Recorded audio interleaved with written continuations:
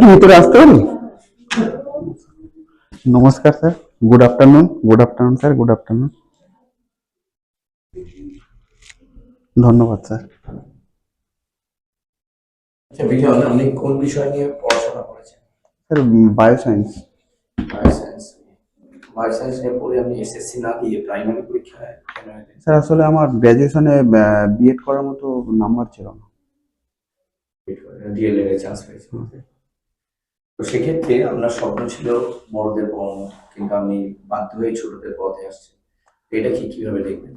প্রথমে আমি শিক্ষকতাকে পেশা করে নেব এরকম ভাবিনি, কিন্তু যখন আমার ইচ্ছা হলো তখন আমার হাতে উপায় বলতে শুধুমাত্র প্রাথমিক শিক্ষাটাই ছিল, সেই জন্য আমি ডিএলএড কোর্স করে এদিকে এসেছি। আপনি বাধ্য হয়ে আসছেন যখন, মানে আমরা বুঝতে পারছি আপনার কথা শুনে, তাহলে আপনাকে কেন সিলেক্ট করবো এই চাকরির জন্য? আমি তো অন্য চাকরি পরীক্ষা দিলে সেটা পেয়ে যাবেন, তাই না? বাধ্য হয়ে কেউ কোনো কাজ যখন করে সেটা তার পুরো 100% না, দিতে বাধ্য হয় না। এখানে আমার একটা শিক্ষকতার প্রতি আমার একটা প্যাশন আছে, এবং আমি প্রাইভেটে পড়াই বা বিভিন্ন কোচিং এর সঙ্গে যুক্ত আছি, সেই জন্য আর কি আমি এই প্রফেশনের সঙ্গে যুক্ত হতে চাই। কোন কলেজ থেকে আপনি গ্র্যাজুয়েশন পাস করেছেন? আমি সম্মেলনী মহাবিদ্যালয় থেকে। কোন ইউনিভার্সিটির? এটা কলকাতা ইউনিভার্সিটি আন্ডারে। আমার সাবজেক্ট বলেন বায়োলজি। হ্যাঁ স্যার। আচ্ছা, মোটর গাছের বিজ্ঞানসম্মত নাম কি? মোটর গাছ পাইসাম স্যাটাইভাম। আপনার সম্বন্ধে কিছু বলুন। আমার নাম বিজন বর্মন, আমি সোনারপুর থেকে আসছি। আমি 2008 সালে মাধ্যমিক, 2010 সালে উচ্চ মাধ্যমিক পাস করি এবং 2016 সালে গ্র্যাজুয়েশন পাস করি। আচ্ছা, আপনি বলুন যে হচ্ছে ভারতবর্ষ থেকে কে প্রথম লাইফ সায়েন্সে হচ্ছে নোবেল পুরস্কার পেয়েছিলেন? ভারতবর্ষ থেকে স্যার আমার এই মুহূর্তে মনে পড়ছে না, জেনেটিক কোডের উপরে একজন পেয়েছিলেন, তো ঠিক মনে করতে পারছি না স্যার। ঠিকঠাকই ধরেছেন। আচ্ছা, ঠিক আছে, শুধু নামটা মনে পড়ছে না। এটা বেছে নিলে কেন? বায়োলজি সাবজেক্টটা বেছে নিলাম কারণ বায়োলজির জিনিসগুলো আমরা অনেকটা প্র্যাকটিক্যাল পরিবেশের সঙ্গে যুক্ত হতে পারি, আর তাছাড়া আমার একটু হর্টিকালচারের ইচ্ছা আছে, মানে ন্যাক আছে, সেই জন্য আর কি সাবজেক্টটা এমনি আমার ভালো লাগে ছোট থেকে। আচ্ছা, এই হর্টিকালচারের জন্য ভারত সরকার একটা প্রজেক্ট চালু করেছিল, মানে হচ্ছে সেই রিভলিউশনটার নাম কি বলতে পারবেন? রেভলিউশন, গ্রিন রেভলিউশন চালু হয়েছিল। তাছাড়া হর্টিকালচারের উপরে স্পেসিফিক কোনো আমার স্যার এই মুহূর্তে মনে পড়ছে না। আচ্ছা, হর্টিকালচার বলতে অ্যাকচুয়ালি তুমি কি কি মানে কোন চাষগুলোকে বোঝাতে চাও? হর্টিকালচার বলতে অ্যাকচুয়ালি বাগিচা ফসল বা বাগান জাতীয় যে সমস্ত জিনিসগুলো সেগুলোকে বোঝায়, ফুল গাছ বা অন্যান্যগুলো এগুলোর মধ্যে আসে না। ঠিক আছে, ঠিক আছে। কোন গাছগুলো আসে হর্টিকালচারের মধ্যে? ওই বিভিন্ন রকম সবজি, শাকসবজি চাষ করা, যেগুলো ব্যবসায়িকভাবে লাভদায়ক হওয়া যায় সেইগুলো। তাহলে আমি আম গাছ আর কফি গাছ একসাথে চাষ করতে পারবো? দুটোই তো ব্যবসায়িক ভাবে লাভ। কিন্তু একসাথে করতে পারবো না, কারণ দুটোর কন্ডিশন আলাদা আছে। সেরকম কন্ডিশন বলতে ওয়েদারিক যে কন্ডিশন আছে সেগুলো আলাদা আছে, মাটির টেক্সচার আলাদা আছে, সেই জন্য। আচ্ছা, ওই মানে চাটা, মানে যদি চা চাষ বলি, কোন ধরনের ভূপ্রকৃতিতে এটা চা চাষ বেশি ভালো হয়? চা হচ্ছে পাহাড়ি জমিতে ভালো হয়, যে জমিতে জল না হারায় না, ওয়েল ড্রেনেজ সিস্টেম থাকতে হবে। আর মাটিতে একটু ল্যাটেরাইট মৃত্তিকার ভাগ কিছুটা থাকলে ভালো হয়, আচ্ছা, আর হালকা ক্ষারীয় মৃত্তিকা হলে ভালো হয়। যে ভারতবর্ষের মধ্যে টি বোর্ড কোথায় রয়েছে? টিবোর্ড, টিবোর্ড আসামে আছে স্যার, কিন্তু এই মুহূর্তে আমি নাম মনে করতে পারছি না। আমাদের দেহে শক্তি উৎপাদন করতে কাজে লাগে। আচ্ছা, মাইটোকন্ড্রিয়ায় কি কোনো ডিএনএ থাকে? মাইটোকন্ড্রিয়াতে ডিএনএ থাকে। তাহলে কোষে মোট কটা জায়গায় ডিএনএ থাকতে পারে? কোষে ডিএনএ থাকতে পারে, মাইটোকন্ড্রিয়াতে থাকে, নিউক্লিয়াসে থাকে, আর উম, আর প্লাস্টিডে থাকে। যদি উদ্ভিদ কোষ হয়। হুম। আচ্ছা, ফর্মেটিভ আর সামেটিভ এদের মধ্যে পার্থক্য বলতে পারবে? ফর্মেটিভ দুটো হচ্ছে মানে ইভলিউশনের দুটো ভাগ। তো ফর্মেটিভ মানে হচ্ছে যেটা সাপ্তাহিক ভিত্তিতে করা হয়, আর সামেটিভটা হচ্ছে যেটা সাপ্তাহিক ভিত্তিতে করা হয়, ফর্মেটিভ মানে ওভারঅল যেটা। আচ্ছা, এনইপি 2020 শুনেছ? এনইপি 2020-তে প্রাইমারি সেকশনের জন্য কি স্কিম আনা হয়েছে? শুধু 5 অব্দি বলবে, যেহেতু তুমি প্রাইমারির জন্য বলছো 5 অব্দি বলবে। এনইপি 2020 মেন যে বেসিক অ্যাসপেক্টটা ছিল সেটা হচ্ছে ইভ্যালুয়েশন, ওটা হচ্ছে 360 ডিগ্রি আপনার যে ওটাকে মূল্যায়ন করা আর কি। তো সেই মূল্যায়ন করার জন্য হলিস্টিক রিপোর্ট কার্ডের শুরু করা হয়েছে 2023 সাল থেকে। কি কি বলা হয়েছিল যে বাচ্চাদের ক্ষেত্রে, যেমন ধরো আমি একটা এক্সাম্পল দিই, মাতৃভাষায় পড়াশোনা করার সুযোগ, হ্যাঁ ধরো উঁচু ক্লাসের ক্ষেত্রে আমরা ইন্টিগ্রেটেড 4 ইয়ারের মধ্যে বিএড গ্রাজুয়েশন কমপ্লিট করে ইন্টিগ্রেটেড বিএড, এগুলো তো গেল উঁচু ক্লাসে। ওদের যে 5+3+3+ যে স্কিম রয়েছে তার মধ্যে প্রাইমারি সেকশনের জন্য আপ টু 5 অব্দি কি বলা আছে, মানে কয়েকটা বলতে পারো? যেমন আমি ধরো বললাম যে মাতৃভাষায় শিক্ষাদান হবে। হ্যাঁ, মাতৃভাষায় শিক্ষাদান হবে। শিশুর শিক্ষা হবে তার পরিবেশের উপরে বেস করে, পরিবেশে যে জিনিসপত্রগুলো সে দেখছে সেগুলোর সঙ্গে যেন সে শিক্ষার মাধ্যমে মানে আর্থিক সম্পর্ক গঠন করতে পারে। আর প্রি নার্সারির জন্য 5 বছরের আগে, আর প্রি নার্সারি 5 থেকে আপনার হোমওয়ার্ক না করে আসে দীর্ঘদিন ধরে, সেক্ষেত্রে তুমি কি করবে? প্রাথমিক শিক্ষার ক্ষেত্রে আমি হোমওয়ার্কের কোনো রকম ব্যবস্থাই রাখবো না। আচ্ছা, তার মানে তুমি বলতে চাচ্ছো তাহলে বাড়িতে কোনো কাজ করার প্রয়োজন নেই? না। তুমি তোমার ক্লাসরুমে ধরো পরিবেশ বিষয় যদি পড়াতে চাও তাহলে তুমি কি ধরনের টিএলএম ইউজ করবে? ক্লাসরুমে যদি স্পেসিফিক কোনো সাবজেক্ট আমি চুজ করে যাই তো সেই রকম টিএলএম। পরিবেশ বিষয়।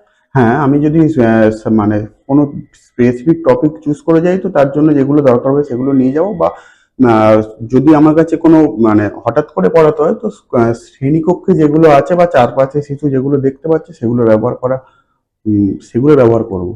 আচ্ছা, তোমার কি মনে হয় বর্তমান শিক্ষা অবস্থায় যে প্রাইমারি এডুকেশনে যে রয়েছে সেখানে কোনো বিষয় কি খামতি বা গলদ রয়ে গেছে, বা কি করলে আমরা আরো বেশি ভালো করতে পারি? প্রাইমারি শিক্ষা ব্যবস্থায় না স্যার, ম্যাডাম আমি এই মুহূর্তে ঠিক বলতে পারছি না, কারণ আমি তো সিস্টেমের ভিতরে নেই, সেই জন্য। আচ্ছা, এখানে আমি শেষ থেকেই শুরু করলাম, একদম ম্যাডাম যে কোশ্চেন করলেন যে প্রাইমারি শিক্ষায় কি কি খামতি রয়ে গিয়েছে বা সেখানে তো ঠিক আছে, সিস্টেমের মধ্যে না থাকলেও কিন্তু কোনো না কোনো স্কুলে পড়ে বড় হয়েছে, প্রাইমারি স্কুলে, তো সেই স্কুলে কি কি খামতি ছিল?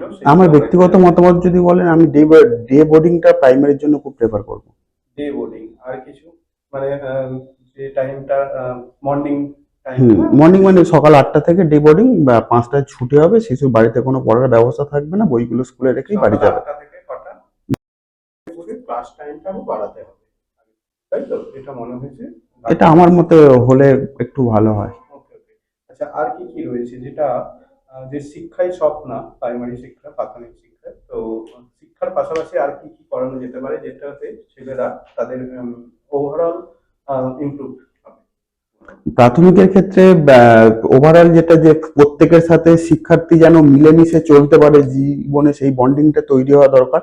আর সবচেয়ে বড় কথা, মানুষ যেহেতু সামাজিক জীব, তার সামাজিকতার যে ব্যাপারটা সেটা কিন্তু প্রাথমিক পর্যায় থেকে শুরু হওয়া উচিত, যাতে করে সে ভবিষ্যৎ দিনে একটা ভালো নাগরিক তৈরি হতে পারে। এখানে শিক্ষকদের সঙ্গে স্টুডেন্টদের সম্পর্ক কেমন হওয়া উচিত?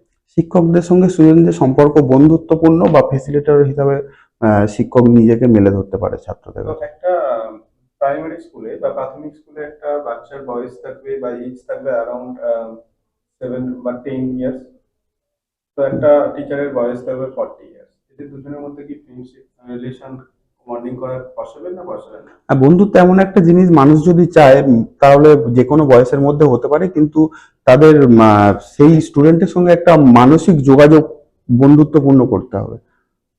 ওকে। আচ্ছা, আজকে আমরা যদি ক্লাস করি, কোনো টপিক বাছা রয়েছে কি চুজ করা রয়েছে ডেমনস্ট্রেশনের জন্য ক্লাস 4 এর উপরে? না স্যার, সেরকম কোনো টপিক যদি এখন ডেমনস্ট্রেশন দিতে বলা হয় কোন টপিক? যে কোনো টপিক হলেই। হ্যাঁ, সেটা আমি ছেড়ে দিচ্ছি, নিজের থেকে যদি চুজ করতে দেওয়া আমি তাহলে পরিবেশের উপরে, সালোক সংশ্লেষের উপরে একটা ডেমো দিতে পারি। পরিবেশের সালোক সংশ্লেষ, কেন সালোক সংশ্লেষই কেন চুজ করা হলো?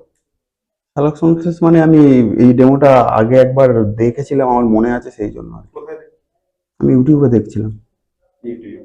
আচ্ছা, আমাকে যদি রিজনের উপর বলে, যেমন একটু দেখা, হ্যাঁ, অসুবিধা নেই স্যার। সেটা পারবো হুম। স্যার, আপনি ঠিক করুন। এটা যদি তুমি ক্লাসে এখন পড়াতে পারবে? অ্যাকচুয়ালি স্যার আমার কোনো রাইম মুখস্থ নেই। ওকে ওকে। বেঙ্গলি? বেঙ্গলিও কোনো রাইম আচ্ছা, মুখস্থ আমি নেই। একটু দেখতে চাইছি, ভেরি গুড, আমি কনফিডেন্স রয়েছে, তো আমি দেখতে চাইছি যে একটা প্রাথমিক স্কুলে ইংলিশটা যখন পড়ানো হবে একদম তাদেরকে, আমাদের এখন পর্যন্ত যে সিস্টেম রয়েছে এবিসিডি শুরু করা হয় সেভাবে স্ট্রাকচার শেখানো হয় না বা বেশি জোর দেওয়া হয় না। তো কিভাবে ইংলিশটাকে জোর দিয়ে এবং ইন্টারেস্টিং ওয়েতে পড়ানো স্টার্ট করা হবে যদি একটা ক্লাস 4 এর স্টুডেন্ট পড়ানো হয় বা ছাত্রকে ক্লাস 4, তুমি তো অন্য কিছু সেটার পড়াতে উপরে পারো, কিছু গ্রামাটিক্যাল কিছু পড়াতে পারো। যেকোনো topic বা class পোয়েম না থাকলেও তুমি ইংলিশের যে কোনো ক্লাস ধন্যবাদ স্যার আমাকে এই সুযোগটা করে দেওয়ার জন্য। ধন্যবাদ।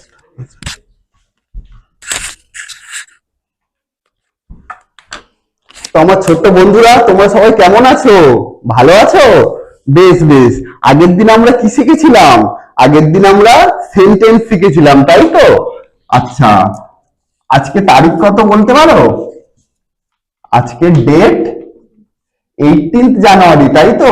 18 লিখবো। এটা কতর মাস? একের মাস, তাই তো? আর এটা কত সাল?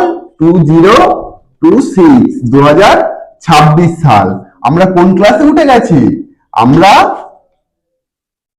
আমরা এখন ক্লাস 4 এ পড়ি, তাই তো?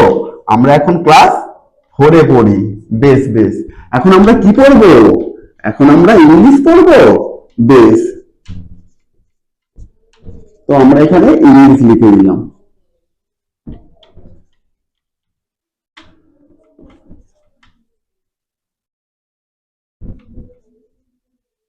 আচ্ছা, আগের দিন আমরা কি পড়ছিলাম? আগের দিন আমরা সেন্টেন্স পড়ছিলাম, তাই তো? আচ্ছা, একটা সেন্টেন্স বলো তো, তোমাদের এই গ্রুপ থেকে একটা সেন্টেন্স বলো। আচ্ছা, রনি কি বলছো? মাই নেম ইজ রনি, তাই তো?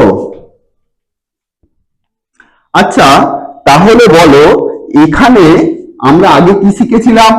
এই যে মাই, এই শব্দটা কি? এটা হচ্ছে একটা প্রিপোজিশন, তাই তো? আচ্ছা, আর এই ইজ শব্দটা কি? ইজ শব্দটা হচ্ছে একটা ভার্ব। ইজ শব্দটা হচ্ছে একটা ভার্ব। আচ্ছা, আর একটা যে কোনো একটা বাক্য বলো, বি গ্রুপ থেকে কেউ একটা বাক্য বলো। আচ্ছা, টুডে ইজ সানডে, তাই তো? আচ্ছা, এখানে তাহলে কি? এটা হচ্ছে সাবজেক্ট। আর এই বাকি অংশটাকে আমরা কি জেনেছিলাম? বাকি অংশটাকে জেনেছিলাম কি বলো? সি গ্রুপ থেকে একজন বলো প্রেডিকেট, তাই তো? এটা হচ্ছে সাবজেক্ট, এটা হচ্ছে প্রেডিকেট। আচ্ছা, আমরা যদি বলি যে কালকে ছিল শনিবার, সেটাকে আমরা কি লিখবো? কালকে ছিল শনিবার কি লিখবো বলো? কেউ কাল ইংরেজি কি? কাল ইংরেজি হচ্ছে ইয়েস্টারডে। আচ্ছা, ঠিক আছে, আমি লিখলাম ইয়েস্টারডে। কি লিখবো? ইজ স্যাটারডে, তাই তো? এবারে একটা জিনিস দেখো, এখানে ইজটা ভার, এখানে ইজটা ভার। রবিবার, আমরা ছিল শনিবার। তো এখানে দেখো, তাহলে ভার্বের কিন্তু এখানে এই ফর্মটা বসবে না। এখানে আমরা কি লিখবো? ভার্বের পাস্ট ফর্ম হবে, তাই তো? ভার্বের পাস্ট ফর্ম হবে। এটা হবে হচ্ছে ওয়াজ। তার মানে আমরা কি জানলাম? যে ভার্বের বিভিন্ন রকম ফর্ম থাকে। কি রকম ফর্ম থাকে? যে আজকে যেমন রবিবার, কালকে ছিল শনিবার, আর আগামী কাল হবে সোমবার। তাহলে আমরা তিনটে জিনিস পাচ্ছি। একটা হচ্ছে প্রেজেন্ট ফর্ম ইজ, আরেকটা পাচ্ছি পাস্ট ফর্ম ওয়াজ, আর একটা পাচ্ছি হচ্ছে ফিউচার ফর্ম, তাই তো?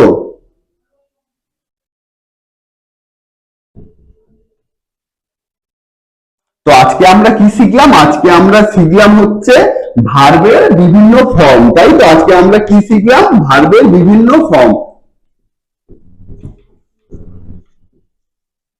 আচ্ছা, এবারে তোমরা দুটো বাক্য লিখবে নিজেদের মধ্যে, যে তোমরা নিজেরা আলোচনা করবে, করে লিখবে আমি কাল স্কুলে আসবো।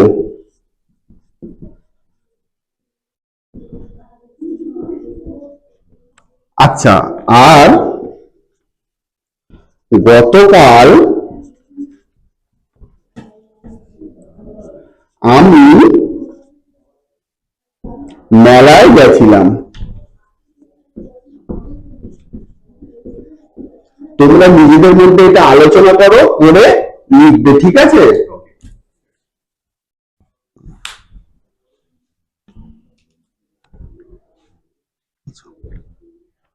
আচ্ছা, কোশ্চেন না, ঠিক আছে।